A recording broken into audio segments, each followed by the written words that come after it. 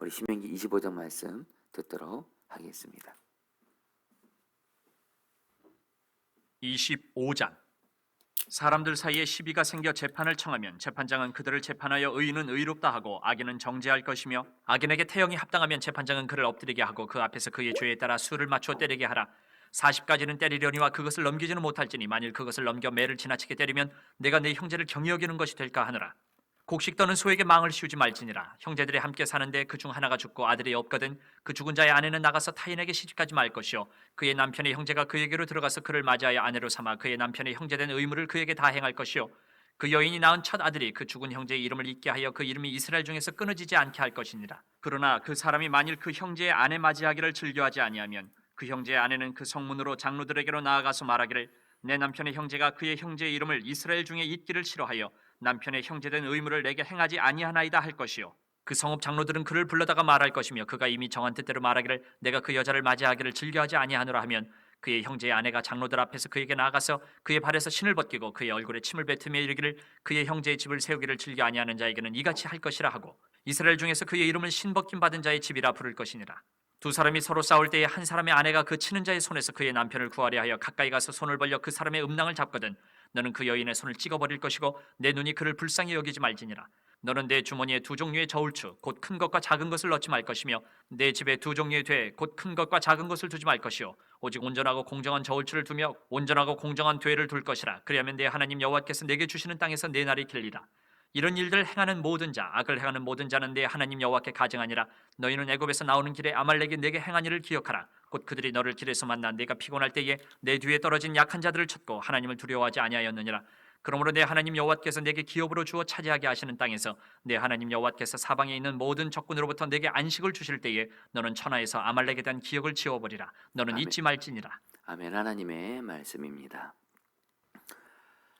여러분, 우리 신명기 25장 우리 말씀 통해서 오늘도 주님이 주시는 말씀 듣고 붙들고 여러분 기도하면서 믿음과 순종으로 여러분 나아가시기 바랍니다.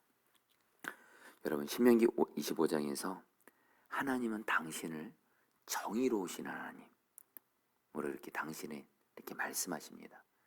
그렇기 때문에 우리 정의로운 하나님을 믿고 정의로운 하나님을 따르는 특별히 이스라엘 백성들의 그 재판장은 반드시 재판할 때 어떻게 해야 돼요? 정의롭게 해야 돼요. 하나님을 경외함으로 공정하게 정의롭게 사람들을 재판해야 된다고 오늘 성경에서 말씀하는데요. 1절 말씀을 제가 세번역 성경으로 읽어드리죠. 사람들 사이에 분쟁이 생겨서 그들이 법정에 서게 되면 재판장은 그들을 재판하여 옳은 사람에게는 무죄를, 잘못한 사람에게는 유죄를 선고해야 합니다. 그러니까 재판장은요, 정의로우신 하나님을 경외하면서 반드시 옳은 사람에게는 무죄를 선고해야 되고요, 잘못한 사람에게는 유죄를 선고해야 된다는 거예요. 근데 안타까운 게 뭐냐면 옛날에도 그렇고 오늘날에도 그렇고 여러분, 재판장들이 어떤 죄를 짓죠? 정의로우신 하나님을 경외하지 않고 여러분 어떤 돈에 대한 욕심 때문에 자기의 어떤 유익을 위해서 어떻게 해요?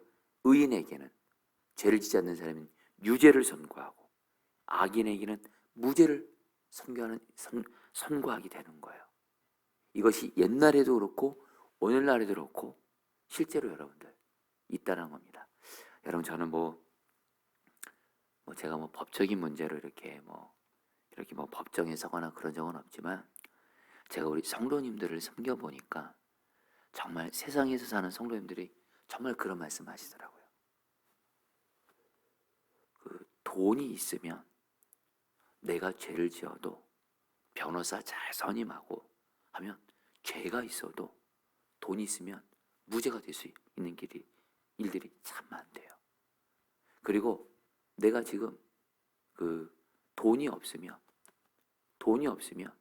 죄를 짓지도 않았는데 죄가 지은 걸로 이렇게 되는 일들이 여러분 오늘날 이 땅의 재판들 가운데 있다는 얘기를 우리 성도님들 통해서 들어요. 여러분, 근데 이거는요 정말 심각한 죄악이라는 거예요. 하나님이 가장 싫어하시는 죄악 중에 하나가 의인에게는 유죄를 선고하고 죄인에게는 무죄를 선고하는, 말 그대로 하나님의 공의와 하나님의 정의가 땅에 떨어진 일을 하나님이 너무도 싫어하신다는 거예요. 여러분, 이것을 우리에게 오늘날 어떻게 적용할 수 있을까요? 자, 성도님들, 저희들이 하나님을 경외한다는 얘기는 정의로우신 하나님을 경외한다는 겁니다. 그래서 여러분, 우리도요, 우리에게 그대로 적용하면 우리도 삶을 살아가면서 정의로우신 주님을 경외하면서 정의를 지켜야 돼요. 사람들을 대할 때. 즉, 우리가 아무리 좋아하고 사랑하는 사람이라 할지라도 그가 잘못된 것은 잘못되었다고 할 수 있어야 돼요. 그리고 우리가 아무리 싫어하는 사람이라 할지라도 그가 옳은 것을 했다면 옳다고 인정해 줘야 돼요. 근데 우리는 여러분들 소위 정이라고 하죠. 정. 인정에 여러분들 끌려서 내가 좋아하는 사람, 사랑하는 사람이면 그가 잘못된 것을 잘못되었다고 말하지 못하고, 그리고 내가 싫어하는 사람이 있어요. 그 사람이 옳은 거에도 그냥 인정하지 않아요. 내가 싫어하는 사람이니까. 그러지 말라는 겁니다. 여러분, 정말 정의로우신 주님을 경외하잖아요. 내가 그 사람을 좋아하고 이런 것에 상관없이 여러분들 정의로 대한다는 거예요. 자, 그러면서 여러분들 꼭 우리가 좀 또 하나 이거와 더불어 알아야 될 거 뭐냐면, 오늘 말씀에서 말씀은 하지 않지만 우리 하나님은 정의 하나님이실 뿐만 아니라 또 어떤 하나님이시죠? 사랑의 하나님이세요. 이걸 잊지 마셔야 됩니다. 그래서 우리가 우리 주변에 정말 어떤 사람이 잘못했어요.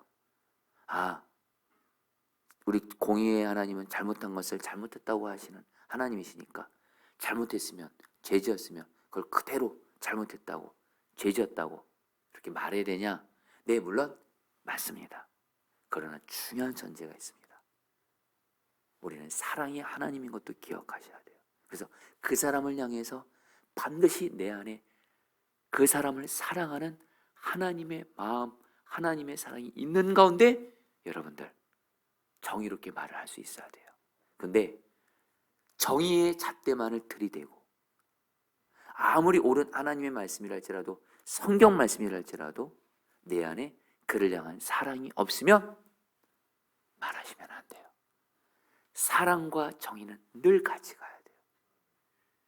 그렇지 않으면, 정의만 있으면 정말 무서운 사람들이에요. 가정에서 여러분, 내가 가족들에게 사랑이 없이 정의만을 얘기해요. 옳고 그름만을 얘기해요. 옳고 그름만을 따져요. 그러면 여러분, 내 가족들 그것으로 인해서 변화되는 것이 아니라 오히려 상처받고 심각한 마음의 병 생깁니다. 여러분, 우리가 꼭 기억할 것이 있습니다. 우리가 정의를 물론 지켜야 돼요. 그러나 반드시 사랑이 같이 있어야 돼요. 이 부분에 있어서 우리 주 예수님이 너무도 아름다운 본이 되셨죠. 가늠한 여인을 사람들이, 종교 지도자들이 돌로 쳐서 죽이라, 율법에 기록되었어요. 여러분, 율법에 가늠한 여인은 돌로 쳐서 죽이라 이 말씀이 있었어요. 그래서 종교 지도자들은 그 여인을 돌로 쳐서 죽이라, 여러분, 맞는 말이에요. 공의입니다. 근데 여러분, 예수님은 어떻게 하셨죠? 이 가늠한 여인을 향해서 나도 너를 정죄하지 아니하노니, 먼저 은혜와 사랑이 있었어요. 그 다음에 뭐라고 말씀? 죄를 덮으셨나요? 아니요. 가서 다시는 죄를 범하지 말라. 정의가 있었어요. 여러분, 사랑과 정의가 같이 있을 때, 그래서 저와 여러분들은 사랑과 정의로가 균형되게 있으신 예수님을 바라보셔야 돼요. 어떤 사람에게 옳고 그름을 말하기 전에. 그러면 여러분, 사랑과 공의로 같이 대함으로 말미암아 그 사람을 바로 세울 수가 있다는 겁니다. 여러분, 오늘 말씀에서 이런 또 문맥하에 3절 말씀에서 하나님이 또 이런 말씀을 하세요. 40가지는 때리려니와 그것을 넘기지는 못할지니 만일 그것을 넘겨 매를 지나치게 때리면 내가 내 형제를 경히 여기는 것이 될까 하노라. 여러분, 앞서 말씀드린 대로 사람이 죄를 지었으면 정의 하나님은 죄를 따라 심판해야 돼요. 그래서 여러분, 하나님이 어떤 죄인이 유죄 선고를 받았어요. 매로 여러분들 엉덩이를 치는 형벌인 태형을 이렇게 말씀하시면서, 근데 태형 엉덩이를 때릴 때 절대로 40대 이상을 때리지 말라라는 거예요. 왠지 아세요? 여러분, 사람에게 여러분 어떤 죄악된 본성이 있냐면, 어떤 사람이 죄를 지었어요. 잘못했어요. 그래서 여러분 정의를 행해야죠. 때리기 시작합니다. 그런 사람은요, 자기도 모르게 흥분하면서 과도하게 때린 경우들 많습니다. 그래서 이스라엘 형 집행에는 절대로 사람의 감정적인 흥분이 들어가지 못하도록 태형을 때릴 때 절대로 40대를 넘지 못하게 했어요. 왜요? 만약에 40대를 넘기면 사람이 죽을 수도 있고 불구가 될 수 있기 때문에 하나님은 아무리 그 사람이 죄를 지었다 할지라도 40대까지만이라는 이 구체적인 기준을 정해 주심으로 죄인이라도 그 사람의 생명을 가볍게 여기지 말고 인간적인 감정으로 그 사람을 대하지 말고, 그래서 이거를 아예 법으로 허용하셨다는 거예요. 여러분, 여기서도 우리는 하나님의 어떤 성품을 보게 됩니까? 공의 하나님. 죄를 지었으면 죄 합당한 여러분들 대가 지불 필요합니다. 근데 반드시 뭐예요? 그 죄인의 그 사람의 생명도 소중히 여기는 그 마음으로, 사람들이 감정적인 흥분으로 여러분들 죄인들을 여러분 지나치게 대하지 않도록 사랑으로 여러분들 이런 법을 만드신다는 거예요. 성도님들, 제가 예전에 좀 오래된 일이지만 주님이 저에게 맡겨주신 어떤 한 성도님이 어떤 심각한 죄를 지었습니다. 그것이 또 교회 안에 또 알려지게 됐어요. 그때 저는 그 성도님이 그 죄를 진 거를 저는 합당하진 않습니다. 합리하지 않습니다. 분명히 죄를 지었습니다. 근데 그 성도님이 그 죄를 지으면서 어떤 그 성도님의 안타까운 사연이 있었어요. 근데 저는 담당 목사니까 그 성도님의 사정을 아니까 주님은 저에게 당연히 그분을 죄에 대해서 돌이키게 하는 것도 필요하지만 사랑으로 잘 섬기라 그랬어요. 근데 여러분, 안타까운 건 뭐냐면 이것에 대한 소문이 교회 안에 퍼지면서 제가 본 현실은 너무도 많은 이들이 그분을 사랑으로 대하기보다 정죄와 비판으로 대하는 것을 봤어요. 그래서 이 성도가 너무도 큰 고통 가운데 있는 것을 보게 됐어요. 그때 정말 주님이 저에게 주신 마음, 너는 오직 그를 사랑으로 잘 섬기라는 거예요. 잘못된 것은 바로 잡아주더라도. 경희 여러분들, 저에게는 그래서 주님이 그때 거기서 순종하게 하시면서 주님이 그 성도를 살린 것을 경험하면서 제 목회에 너무도 중요한 성경적인 원칙 하나를 정했어요. 아무리 그 사람이 죄인이라도 어떤 죄를 지었어도 사랑으로 정의로 같이 섬겨야 되는 거구나. 성도님들, 지금 여러분에게 혹시 가족 중에 내 주변 사람 중에 어떤 사람이 죄를 졌어요. 심각한 잘못 졌어요. 여러분 꼭 기억하셔야 됩니다. 사랑과 정의가 같이 균형되게 있으신 주님을 바라보면서 그 사람을 사랑과 정의로 잘 섬기시기를, 그래서 그 사람의 생명을 살리는 통로가 되시기를 주의 이름으로 축복합니다. 그러면서 여러분들 오늘 말씀에서 5절부터 10절에서 계대 결혼이라는 법에 대해서 말씀합니다. 여러분, 신명기 말씀이 왜 중요하냐면요, 신명기 말씀을 알아야 구약 성경을 이해해요.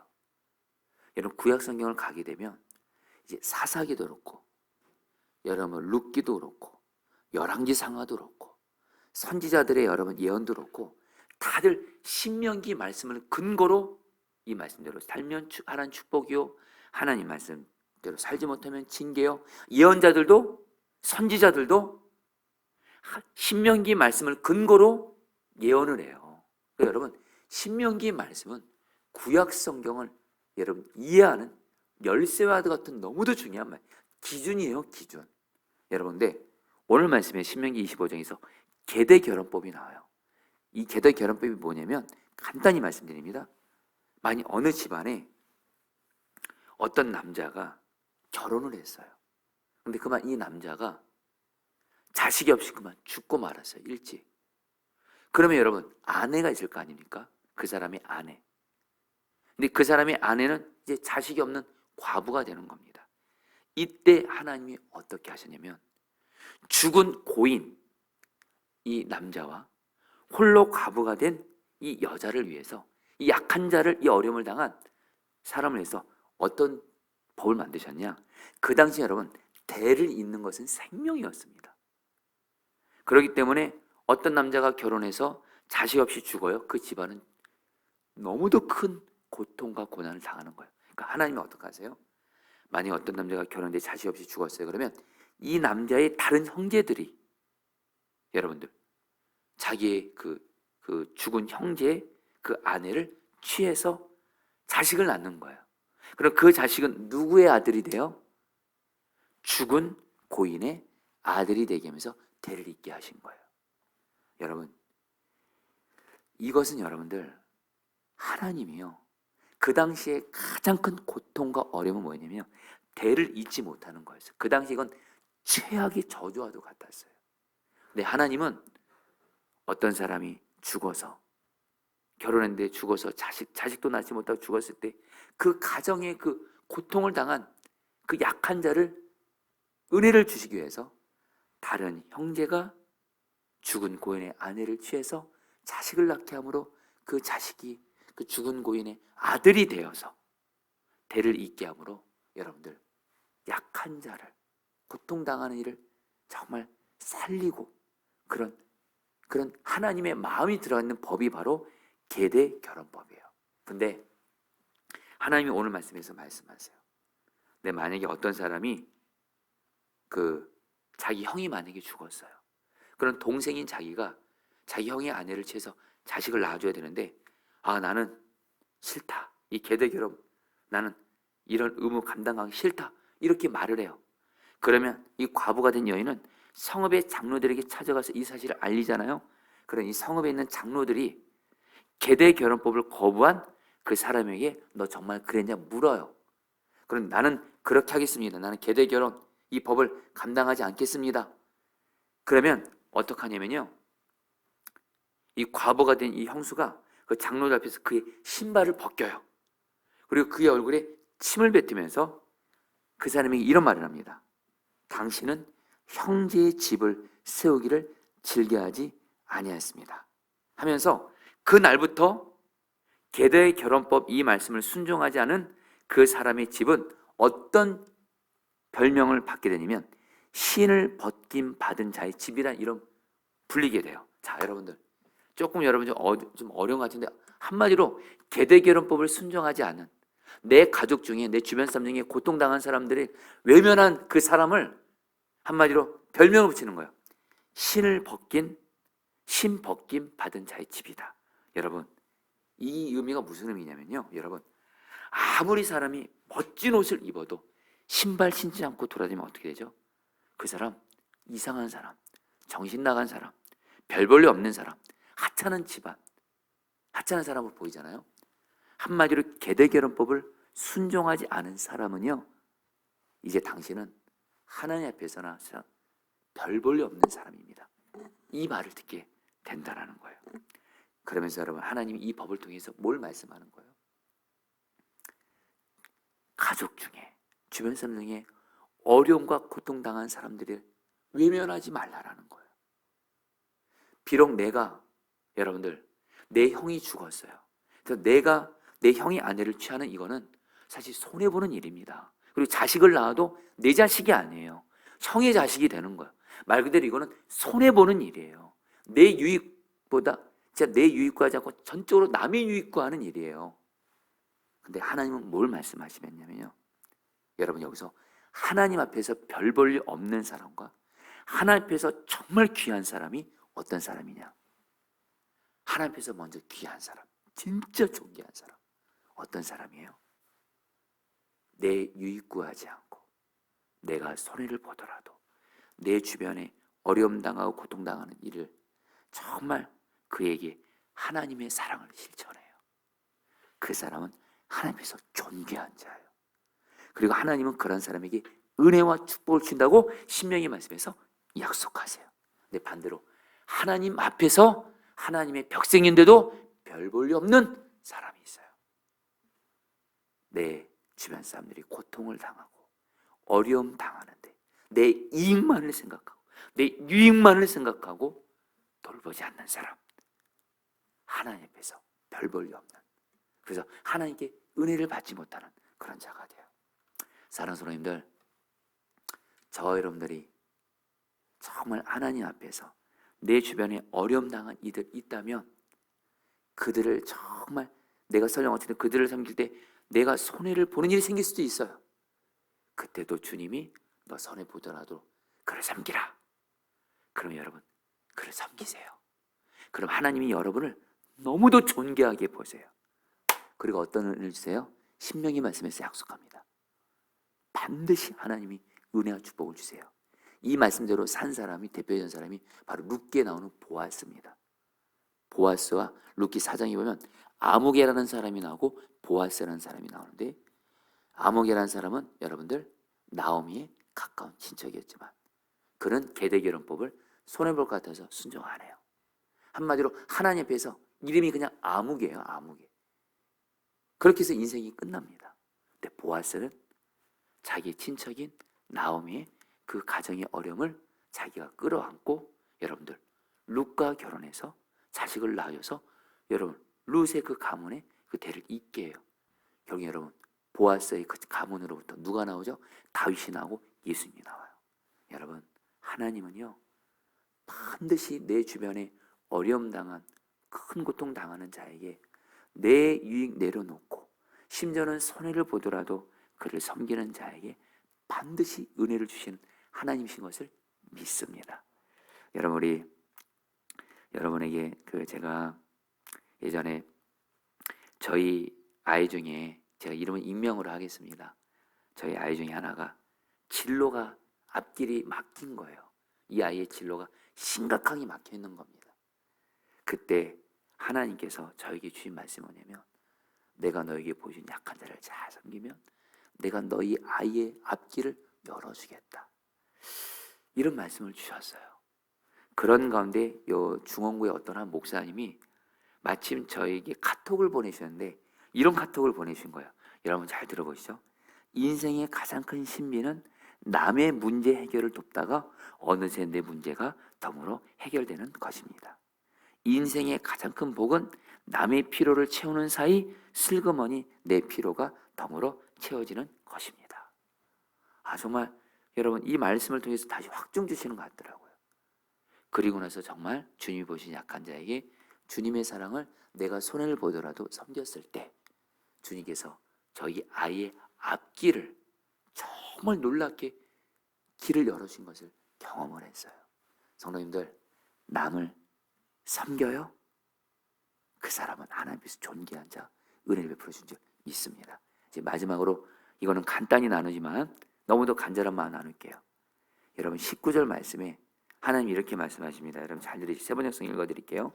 주 당신들의 하나님이 유산으로 주셔서 당신들로 차지하게 하시는 땅에서 주 당신들의 하나님이 당신들의 사방의 적들을 물리치어서 당신들로 안식을 누리게 하실 때에 당신들은 하늘 아래서 아말렉 사람을 흔적도 없이 없애버려야 합니다. 이것을 잊지 말아야 합니다. 성도님들 오늘 신명기 25장에서 하나님이 모세를 통해서 너무도 중요한 말씀합니다. 아말렉 족속을 흔적도 없이 없애버려야 된다. 잊지 말아라. 여러분 이 아말렉 족속은 누구냐면요 출애굽기를 보면 이스라엘 백성들이 출애굽할 때 약한 사람들, 약한 여자, 약한 아이들을 치는 너무도 비겁한 족속이었어요. 근데 여러분 이 아말렉 족속을 하나님 뭐라고 말씀하세요? 이들은 흔적을 없애버려야 된다. 잊지 마 이렇게 말씀하세요. 여러분 이거 오늘날 우리에게 그대로 적용되는 거 아셔야 됩니다. 이 아말렉 족속은 바로 마귀를 상징합니다. 이놈의 마귀가 전공이 있어요. 약한 걸 공격해요. 구체적으로 두 가지. 먼저 나의 약함을 누구보다 마귀가 알아요. 저와 여러분들의 약함을 마귀가 알고요, 그걸 계속 공격해요. 그래서 우리가 반복적으로 죄짓는 거예요. 그리고 또 하나, 이놈의 마귀가요, 내 가족 중에 약한 자를 공격해요. 내 가족 중에 누가 약한 자가 있어요. 그를 집중 공격해요. 그래서 우리를 무너뜨리려고 해요. 여러분, 이때 하나님이 아말렉 같은 이 마귀를 없애버려야 된다. 근데 여러분, 어떻게 없애요? 모세가 여러분들 출애굽기 10장에서 어떻게 없앴죠? 먼저 기도로 아말렉 족속을 이겼죠. 또 하나, 같이 아론과 훌과 함께 연합해서 기도했죠. 여러분, 나도 물론 예수님의 이름으로 마귀 대적해서 마귀를 반드시 여러분 없애야 되고요. 또 하나, 같이 연합해서 속했기를 기도하고 같이 기도해서 우리의 삶에 나의 약함과 내 사랑하는 약한 자들을 공격하는 마귀를 기도와 연합된 기도로 흔적을 없애버리는 저 여러분 되기를 축복합니다. 자, 여러분 오늘 말씀 붙들고 여러분 기도하도록 하겠습니다. 여러분, 우리 첫 번째로 오늘 말씀, 여러분들 내 주변에 여러분들 죄를 지은 사람들, 나에게 잘못된 사람들에게 오늘 말씀같이 하나님, 내가 정말 사랑과 공의로 정말 죄를 지을 사람이라도 그 사람의 생명을 소중히 여기면서 하나님의 사랑으로 또한 하나님의 정의로 하나님, 나에게 잘못하고 죄 지은 사람을 잘 하나님 대할 수 있게 해주십시오. 그래서 나로 말미암아 그 죄인인 그 사람이 주 앞에 돌이키고 그의 생명이 하나님 구원을 얻는 은혜를 베풀어 주시옵소서. 우리 주여 한번 부르셔 기도하시겠습니다. 주여, 주님 기도합니다. 오 주님, 우리 주변에 또한 나에게 잘못한 이들이 있을 때가 있습니다. 하나님, 정말 그에게 사랑과 공의가 풍성하신 균형되어 있으신 주님을 바라보면서 사랑과 공의로 잘 하나님 대하게 하시고 잘 이끌게 하시고 사랑으로 잘 바로잡게 하여 주옵소서. 하나님, 정말 우리 주변에 죄를 지은 이들이 있을 때가 있습니다. 하나님, 잘못한 이들이 있을 때가 있습니다. 오 주여, 정말 주님의 사랑과 주님의 정의로 그를 하나님 잘 세울 수 있도록 하나님 잘 하나님 바로잡아 줄 수 있도록 하나님 살 수 있도록 우리 주변에 죄와 잘못 가운데 이들을 하나님 잘 하나님 세울 수 있도록 은혜를 베풀어 주시옵소서. 하나님 우리 사랑하는 가족들 중에 또 우리 사랑하는 사람들 중에 죄악 가운데 잘못한 가운데 있는 이들을 오직 주의 사랑과 오직 주의 공의로 잘 세울 수 있게 하여 주시옵소서. 주님 감사합니다. 여러분, 우리 10절 말씀 붙들고 기도하겠습니다. 이스라엘 중에서 그의 이름을 신 벗김 받은 자의 집이라 부를 것이니라.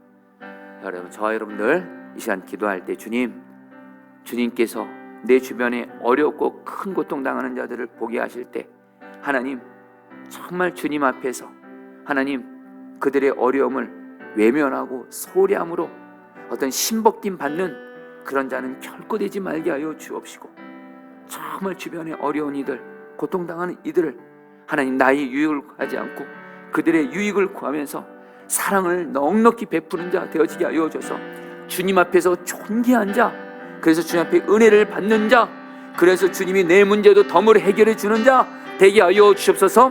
주님으로 기도하겠습니다. 주여.